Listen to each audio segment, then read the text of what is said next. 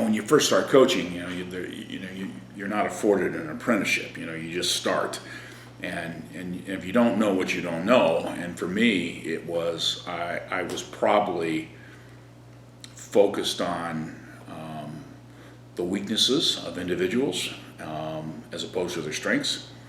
I looked at my job as to fill every skill gap, to fill every character flaw. And I do less of it now. I focus on people's strengths, and it's improved my team's competency on the field, our performance, our results, and I think it's improved our enjoyment of participating in sport. It's supposed to be fun. There is some hard work involved, but that hard work is even meant to give you a feeling of satisfaction that you accomplished it. And if you're always looking for something wrong, it feels negative, is what it feels like. So we say sport is study, is the term that we use on the field. So we're not afraid to look at where we need to get better. My favorite day of the week is the morning after the game when med check is done, our regen's done, and now we're in the meeting room and we're just on the whiteboard, and I say, okay, what did we do well?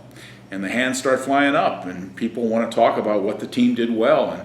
And sometimes there's a debate, which I think is really healthy. Somebody will say, our ball handling was great and it should go up there. And somebody else says, well, in general our ball handling was good, but we made a hash of 3 or 4 tries we could have scored. I don't think it belongs up there. And I want that debate. I want the players to talk in detail about our performance. And then at some point we're going to transition to what do we got to work on, is how we say it. And then there'll be another list that'll form. So sport is study. You can look at things in detail and you can be honest. It doesn't have to be everything's okay and everything's super positive and there's no problems. We can look at things in detail, but it doesn't have to be personal.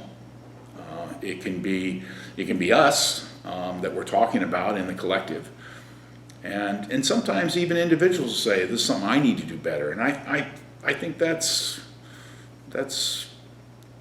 good, right? It's honest. It's what happens if you care about something. I don't care whether it's the violin or whether it's a sport. You're going to invest yourself in improvement, and we just want to value improvement.